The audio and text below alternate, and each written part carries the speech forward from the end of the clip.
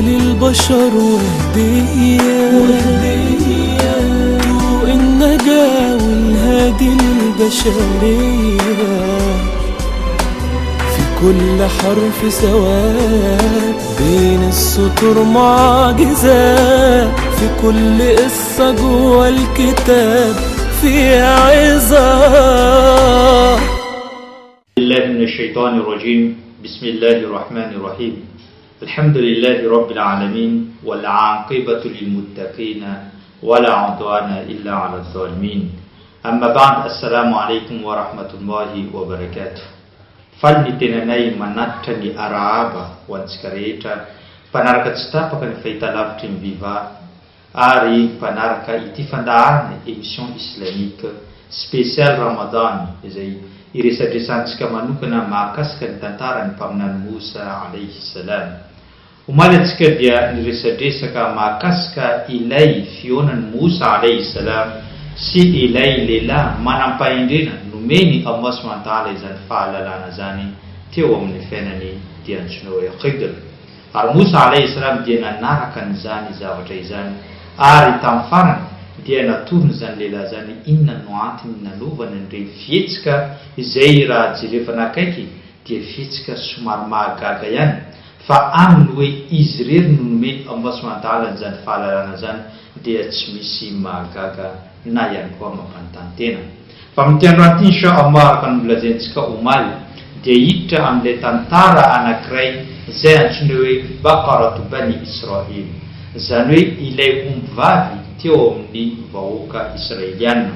Inona no nahatonga io sora lehibe anankiray ao anatin'ny Qur'an antsoina hoe Suratul Baqara, ary fa maninona no nantsoina an'izany io sora io, ary ihany koa inona zavatra tena nitranga ka nahatonga ny Allah subhanahu wa ta'ala nandidy an'ireo Bani Israil mba hanao an'izany na hanapaka an'izany omby lehibe anankiray izany. Andaontsika hijery amin'izany satria araka ny voalazantsika fa i Musa alayhi salam taoreny ny fialany tao Egypta, nizotra tany Ordon ary nandeha nizotra nanakaiky ny tanàna antsoina hoe Al-Quds na ilay Bait al-Maqdas, dia nanday ireo Bani Israil fa tsy hiditra ao anatin'izany tanàna izany noho ny fatahoran'izy ireo ilay peuple géant na ilay vahoaka ranjanana lehibe ary matanjaka tokoa ao amin'izany toerana izany. Ka Allah subhanahu wa ta'ala tamin'izay fotoan'izay dia nanome sazy azy ireo fatratra ny fahaverezana mandritra ny 70 taona izy ireo ety ambony tany. Ka le teo javatra nitranga taorian'io zavatra dia nitranga tao anatin'ny 70 taona izay niainany ireo vahoaka Israeliana. Mandra-pahatongavany lehilahy anankiray antsoina hoe Yusha ibn Nun no nitondra ireo vahoaka Israeliana, génération vaovao nanokatra n'izany tanànany Quds izany ary tafiditra tao izy ireo araka ny voalazan'ireo mpahay-tantara.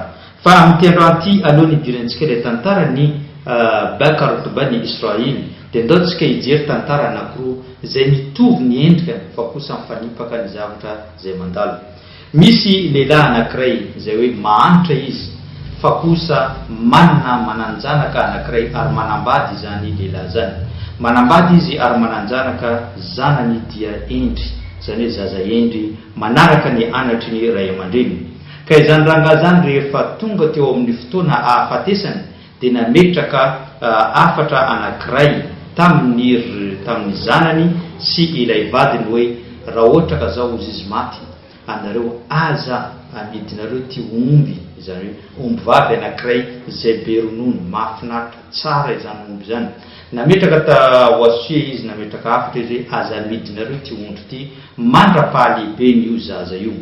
Izany hoe aorian'ny fahafatesany ty rangahy ty dia tsy azo amidy izany omby izany, mandra-pahalehibe n'ilay zaza. Nandeha ny fotoana narahan'izy ireo ilay teniny izany ray aman-dreniny izany. Ka nandeha ny fotoana nisy fotoana izy ireo dia tratra ny fahasahiranana ka teo nanilay eritreritra ilay reniny izany zaza zany hoe andao midintsika io omby io fa efa mahery ny zavatra izay mahazo antsika, zany hoe fahasahiranana mahazo antsika. Dia tsy naleky ny zaza iny dia teny izy hoe atansa hoasuatra abona moa ve adinao ilay afatry ny raintsika raiko dia tadidiny fa hoe tsy aza medy io raha tsy efa lehibe izany zaza izany.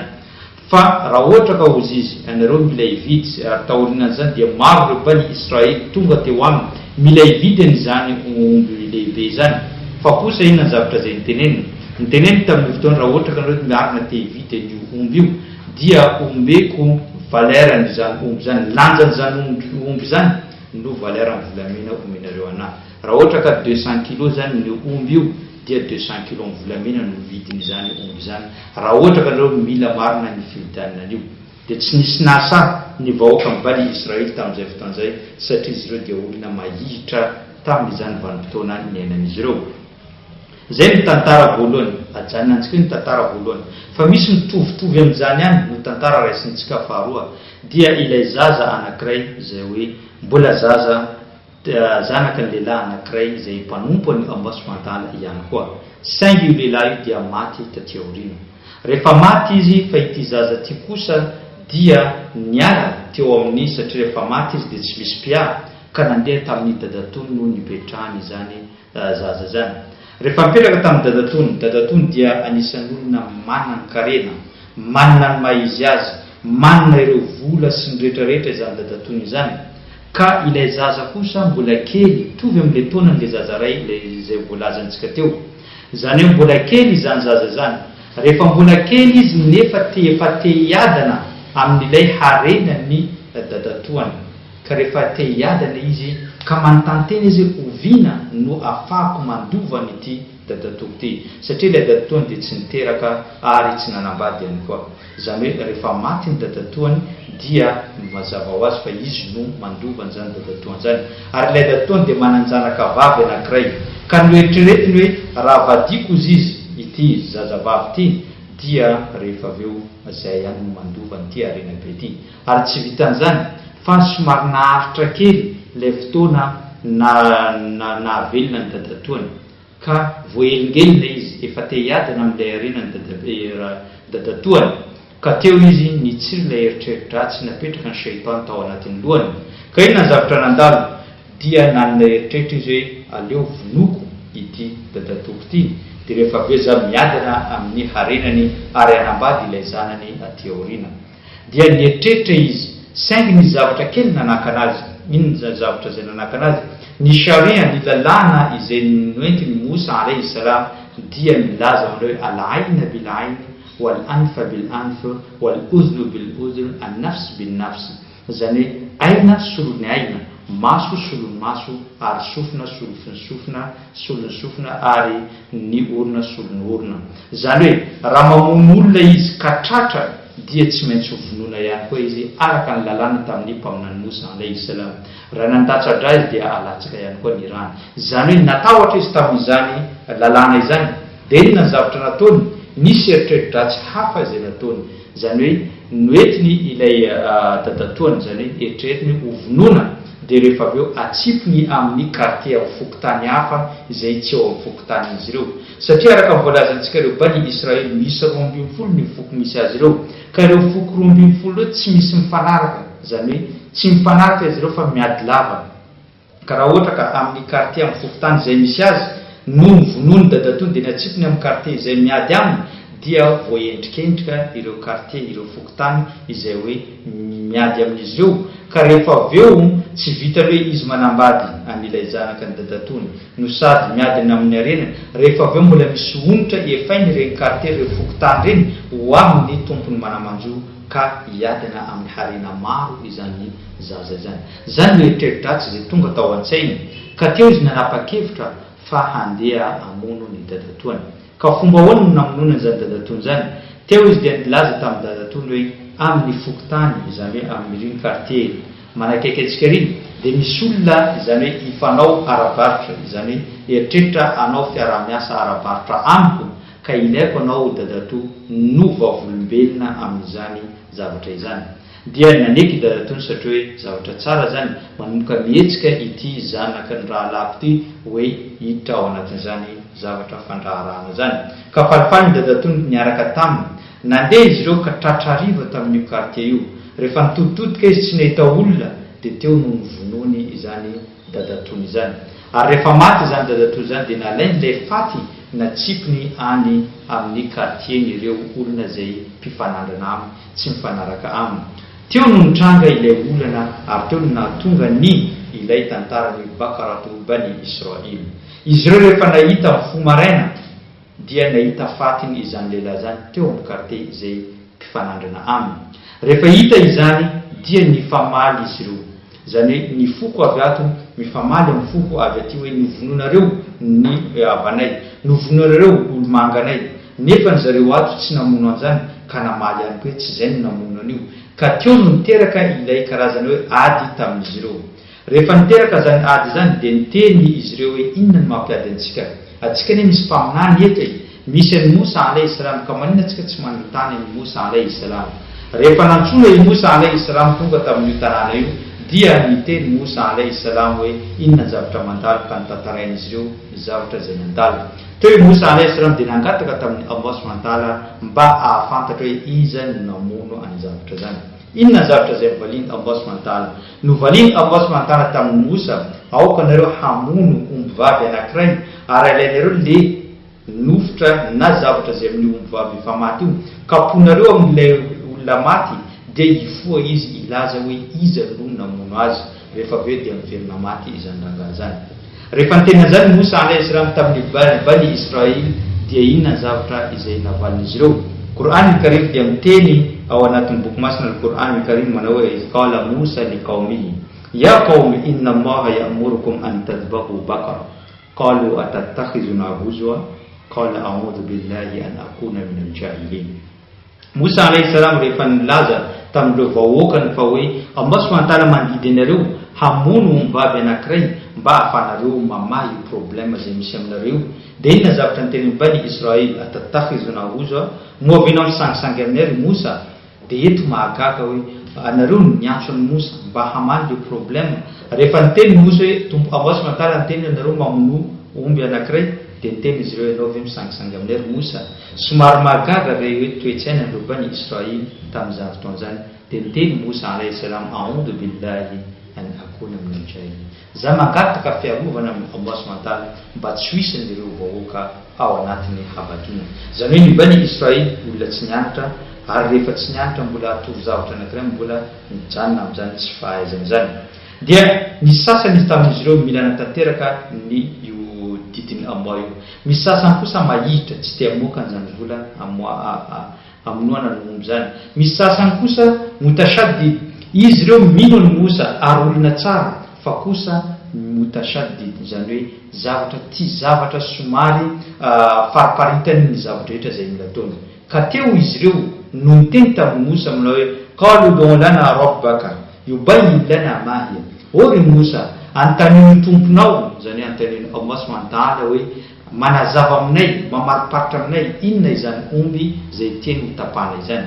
Dia nantany Musa Allah subhanahu wa ta'ala, dia nivaliny Allah subhanahu wa ta'ala qala innahu yaqulu innaha baqaratun la faridun wala bikrun awanun bayna dhalika. Dia niteny fafa'alu ma tu'marun. Niteny Musa alayhi salam Allah subhanahu wa ta'ala dia namariparitra ny omby io, tsy omby be loatra no sady tsy kely loatra fa nitonotony eo anelanelany zany no omby izay hoe vononareo. Dia tsy mbola afa-po izy ireo, mbola nantany ny Musa alayhi salam manao hoe qalu ud'u lana rabbaka yubayyin lana ma launuha. Ry Musa, angataon'ny tomponao hamariparitra aminay hoe inona no lokony izany omby izany. Dia nantany Musa ary novaliny Allah subhanahu wa ta'ala manao hoe qala innahu yaqulu innaha baqaratun safra faqi'un launuha tasurru an-nadhirin. Zany hoe Musa alayhi salam miteny hoe Allah subhanahu wa ta'ala dia namariparitra dia lokony zany omby zany dia mavo ary mahafinaritra ny mijery azy. Zany hoe mavo mamirapiratra ary mahafinaritra ny mijery azy. Mbola tsy nino any ireo Bani Israil, dia mbola niteny izy ireo manao qalu ud'u lana rabbaka yubayyin lana ma hiya inna al-baqara tashabaha alayna wa inna insha Allah la muhtadun. Dia niteny izy ireo hoe ry Musa, mbola nitany eo amin'ny tomponao ihany hamariparitra aminay marina ny tena marina mahakasika ny omby io, satria ireo omby vavy ny maro dia mitovitovy eo anatrehanay. Dia niteny Allah subhanahu wa ta'ala hoe qala innahu yaqulu innaha baqaratun la dhalulun tuthiru al-ard wa la taski al-hartha musallamatun la shiyata fiha. dia teny Allah subhanahu wa ta'ala io ombivavy io hoe ombivavy tsara mahafinaritra zay tsy mbola niasa sarety na niasa tamin'ny resaka voly ary mbola anisany ombivavy matavy tsara ary tsy misy lokony zany mavo ary tsy misy hoe fariparitra na mainty na loko hafa na mamariparitra azy dia teo izy ireo teny qalu al-ana jita bilhaq amin'ity androany ity dia miteny zavatra marina anao re Musa alayhi salam dia nitadiavindreo izany omby zany rehefa nitadiavina zany omby zany tsy nahita io omby io afa-tsy tamin'ilay zaza anankiray izay hoe nankatoany ray aman-dreny ka tsy nivarotra ny omby mandrapahatongavany fotoana mahalehibe azy rehefa tonga teo ireo bani Israely nantany ny zazany izay navidy ny omby io dia naniteniteny izy moa ve maninareo volamena mitovy lanja amin'ity omby ity dia nitaraina izy ireo tamin'ny Musa alayhi salam fa ty zaza ty manambaka anay